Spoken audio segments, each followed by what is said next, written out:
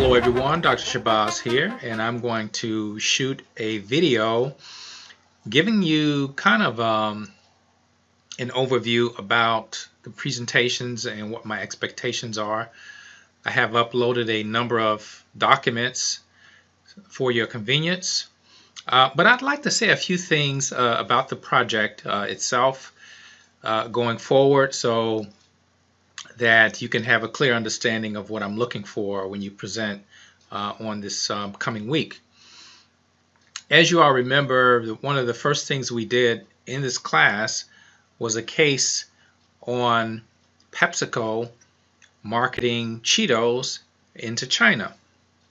And so what you had was this article, and this article is a rather old article now, but this is when Cheetos did not exist in China.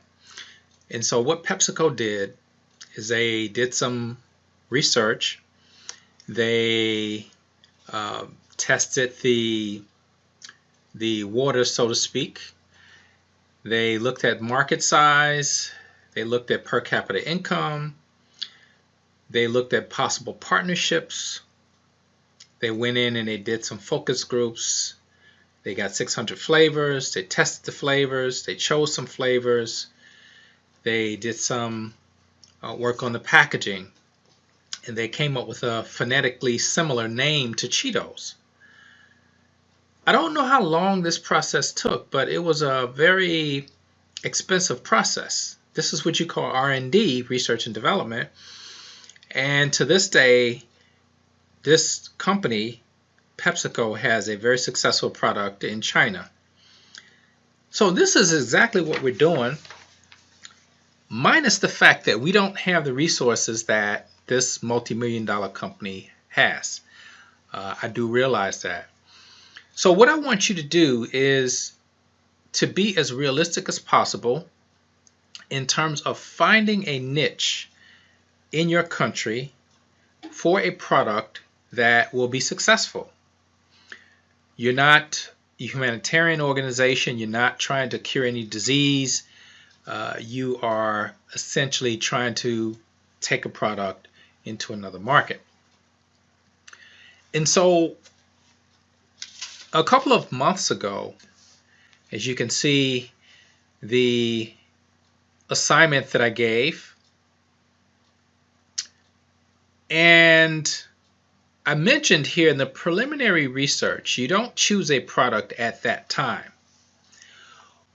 I found that a lot of groups had problems choosing a product because much of the groundwork had not been done at that time, and a lot of ideas were being tossed around, but that's a very inefficient way to go about that process.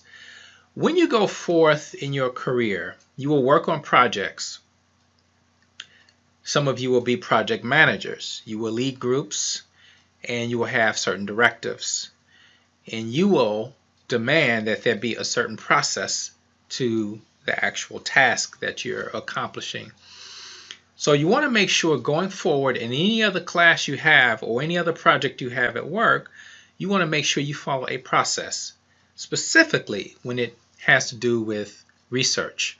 Research is very procedure oriented, and you have to ensure that you follow the proper steps so that you can get the kind of information that you're looking for. All right, so your groups have chosen products, hopefully. And what you're going to do in the coming week is you're going to give us an idea of your country, a little background, not too much. You're going to give us some ideas of why you chose this particular product, how you identified the need potential. Where is the expressed demand, and how did you determine that there was an expressed demand for the product? That means that you possibly could have read an article about a trend. You could have noted a population trend, a fashion trend, a dietary trend, or something that gave you an idea that this would indeed be a market. Now, sometimes you have countries that do not have certain products. And the idea may be, well, let's market this because they don't have it. Well, there's also a reason why they may not have it. There might be some restrictions, there might be a cultural barrier, there might be all other kinds of issues that you have to consider. So if you have those situations, make sure you look at the demand conditions, and you look at whether there is an express demand for your product, and you can give a rationale for why you're going in. The team dynamics. Everyone in this class is to function as part of a group. I know you dread group projects, and when I was in undergrad, I wasn't a fan of group projects either. But in your life, you're always going to be working in groups. Some of them will be functional, some of them will be dysfunctional. Sometimes your peers will mess up, sometimes you will mess up.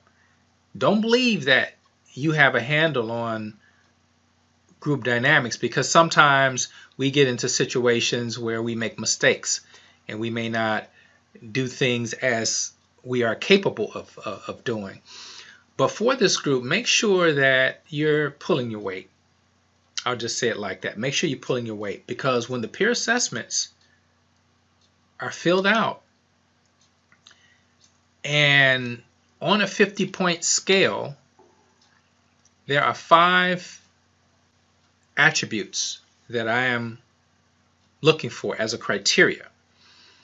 Those 5 attributes are cooperation, reliability, promptness, contribution, and team spirit. So your peers will be judging you on those 5 factors from 0 to 10.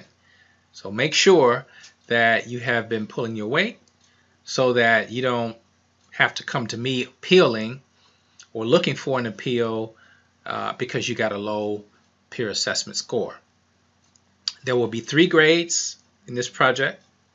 There will be a paper, the samples that I have shown you, well, not samples, but past projects. There will be a presentation. You will have a PowerPoint slide, PowerPoint slides that you will present to the class. And then you will have the peer assessment. The paper is half of your project grade, the peer is 25%, and the presentation is 25%. So there are 3 grades, and then your project grade will make up 20% of your overall grade. So it's pretty comprehensive, and conceivably everybody could have a different grade in the group depending on how the peer assessment goes. I will also say, as far as team dynamics, sometimes it's rough and people are not responding, and sometimes you have to give them an opportunity to succeed. If they have not shown that they're capable of succeeding, you have to provide them with a small part of the assignment, such that if that falls through, then it can be covered and the group won't suffer. That's just my suggestion. Now, groups will manage their affairs any way that they see fit. But if this is the situation, you want to make sure that you keep the entire group in the loop. That way they can't go back complaining, saying that they were frozen out of the project. All right. You also want to make sure that this project is indeed a group project, that we have approximately 5 people per group. And you want to make sure that it is a group of 5 people and not 5 individuals submitting to a group paper. There's a big difference between the two. What do I mean by that? Well, what I mean is that when you give a presentation, sometimes it's very obvious to see who did what, right? Because you divvy up the work, and this person did the marketing, this person did the the product. This person can do the promotion, and we do different parts, table of contents, what have you. So you divvy up the work, and that's fine, but you want to make sure that in the end, everybody has an idea of what the entire project is. That everybody in that group can answer a question that is presented or that is asked of the group. What typically happens is someone asked about a product, or they ask something about the product, and the whole group looks at one person because they did that part. Well, you don't really want to have a situation where you have to rely on one person to give the answer. So make sure everybody has a general idea.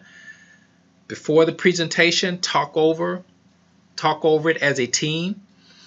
And sometimes you can even, and I hope you'll do this. You'll do a rehearsal.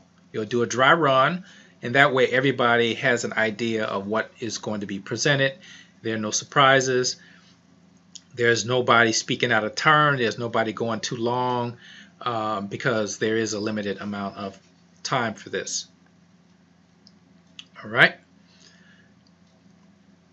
So this was the preliminary analysis, and if you have gotten through that, you would be 2/3 done with the project. This is the full outline, which includes the table of contents. Make sure you have a table of contents that's functional.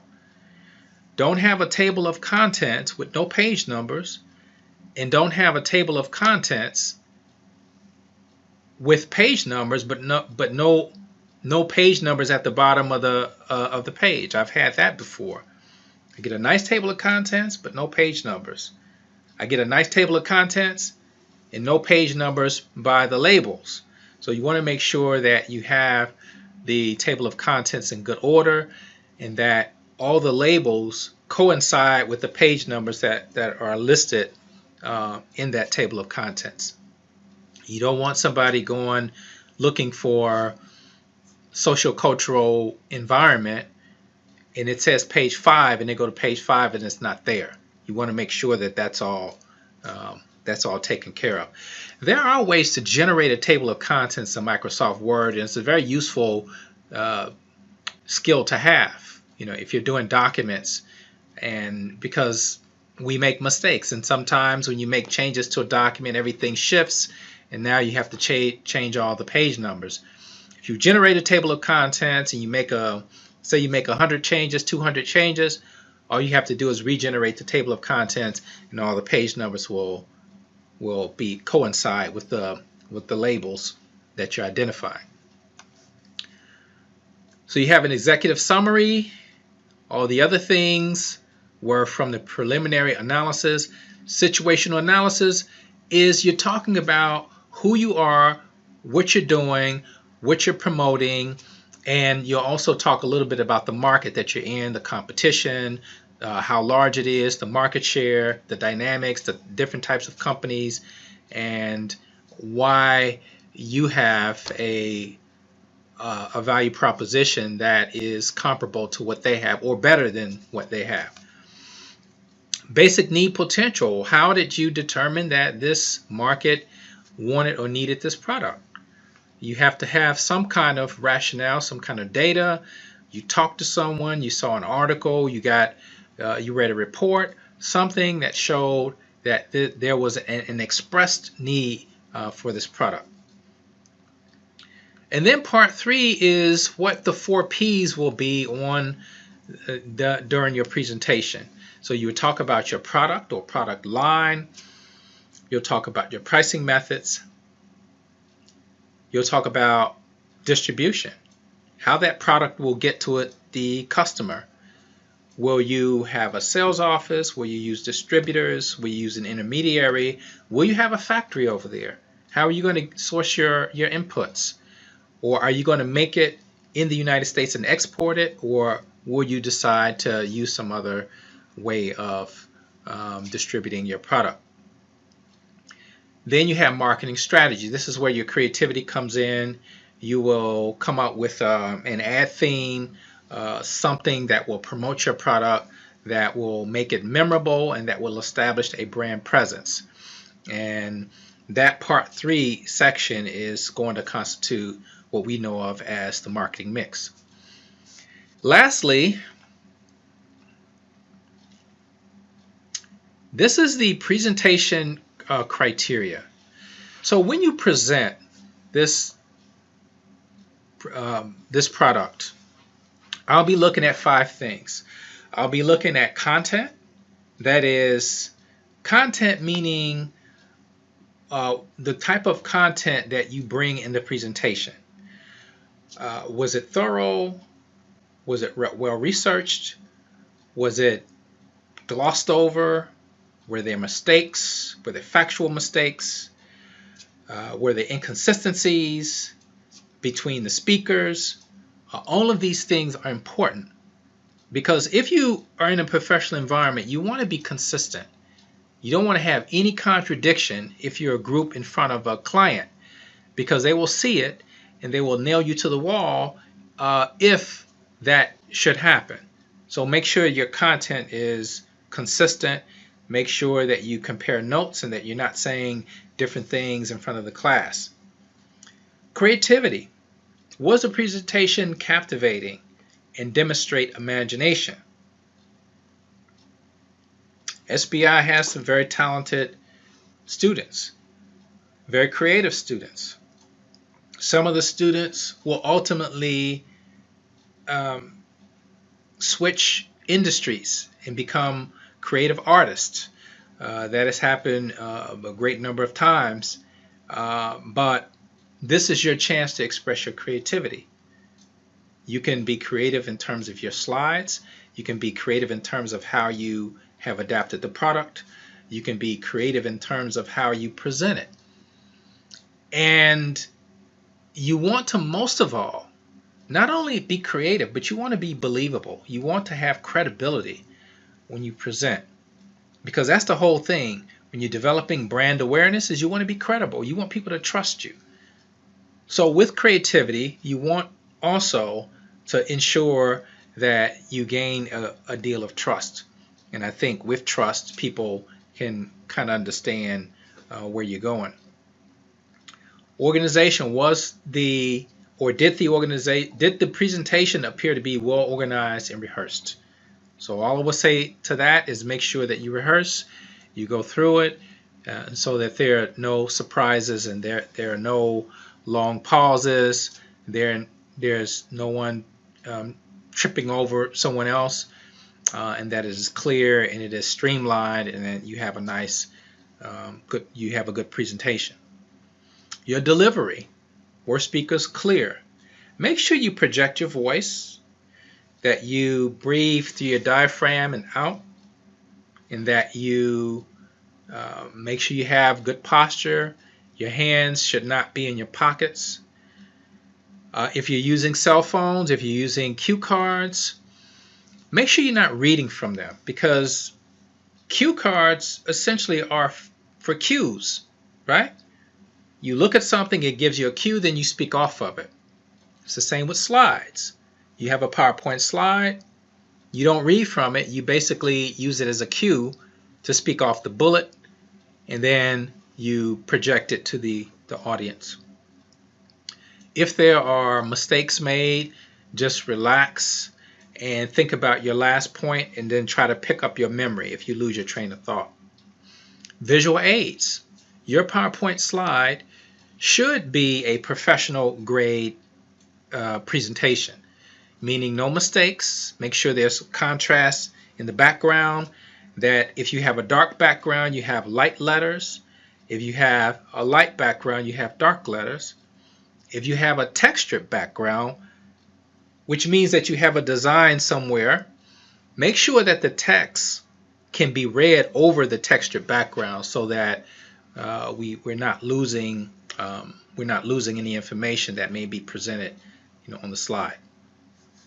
I think SBI students have done a lot of presentations, and you have probably heard this several times, but it is important to ensure that you don't have those types of mistakes. terms of your presentation, you're going to focus on the product. You're going to focus on what you did with the product, how you adapted it. You're going to give us some ideas of the promotion.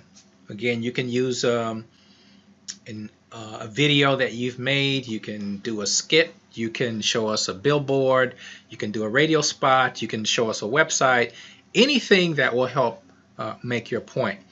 But also know that if you're doing translations in languages and if you're speaking in other languages, make sure the translation works. Never know who's in the audience. Someone may speak the language and they'll say, oh, well, that's not the right translation. But again, I think this typically goes over quite well.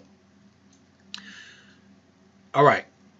So your reference point, the last 3 chapters that we've done, entry strategies, the entry strategies and the actual marketing that you're going to be doing, chapters 13 and 14 will give you some insight as to how to go about your marketing strategy. So you might want to take a look at those 2 chapters.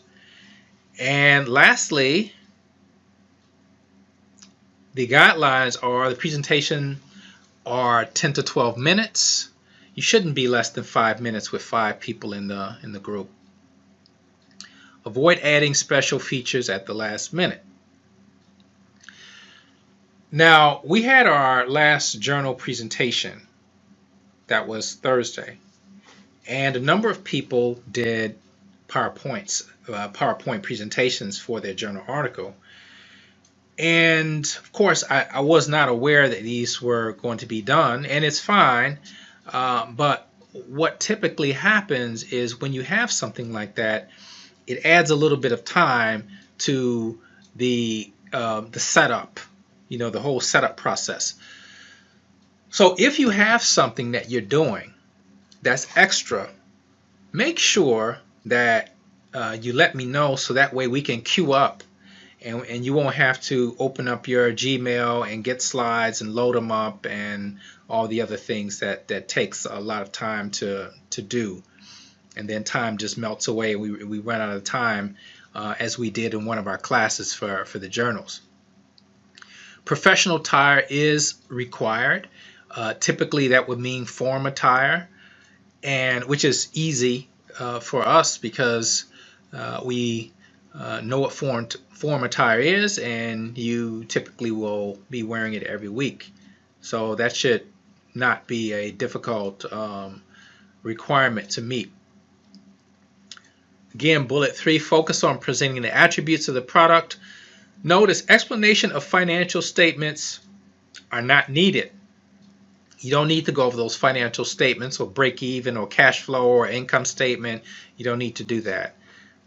What we will want to see are your props, your mock-ups, anything that you want to show us to give us an idea of how your idea will fit, whether it be the packaging, whether it be the label, the name, the color. You can also pass out samples if you'd like. That is perfectly acceptable. If you're bringing something to eat, make sure that you clean up and that we're not, preferably you would do that at the end of your presentation while we're waiting on the other group to set up. All right, well, that should do it. As I said, skits are fine, and each member who is presenting in the group should have a role to play,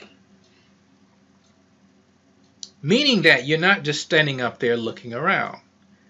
Now, if you have not done anything in the group, you want to make sure that you're doing something, whether it's manning the keyboard, holding a sign, doing something. And typically when students have not done much and they start presenting, you can tell because they get long. They're trying to catch up. They're trying to hit a home run because they're trying to impress their group members and kind of encourage them not to give them a low peer score. But you want to make sure you're doing something, that everybody is balanced, that when you're standing in front of the classroom, you're balanced, that everybody's looking in the same direction. They're looking toward the person that's speaking, or looking toward the center, or looking out. You don't want people looking in different directions, or you don't want someone looking off to the side with their hands in their pockets. You want to be professional, and you want to command the room. You want to project yourselves to the audience. The final papers I do the day of the presentation. So I don't want to hear people coming up after saying, well, we have to go get it bound. There's a page missing. I left my section on my thumb drive. My hard drive crashed. There's a such thing as redundancy. So you want to have several copies of everything. Everybody should have a copy on their thumb drive, or on their computer, or on their Gmail. So that way, if we have a situation that we have redundancy, and then we will save the day when those accidents happen.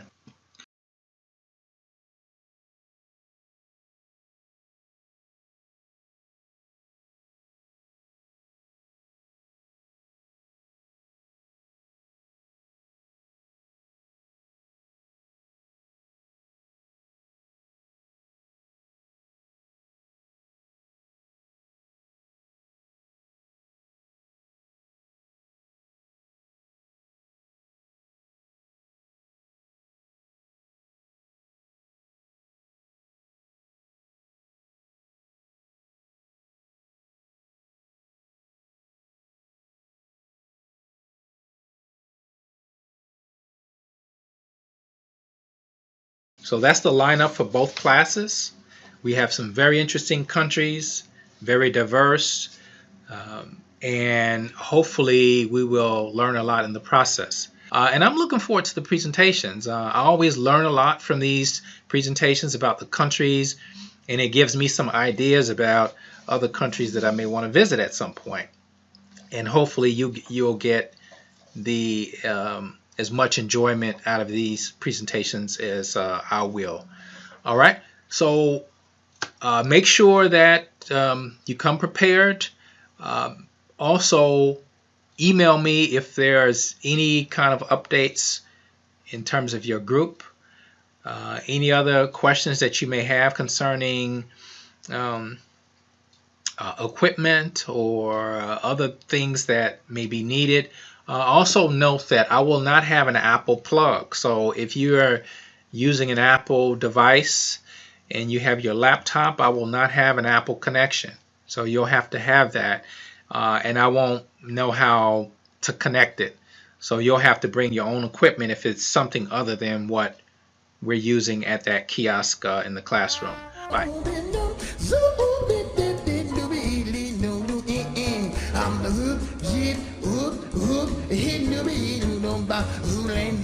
Shoot up name, shoot a name, shoot up name, a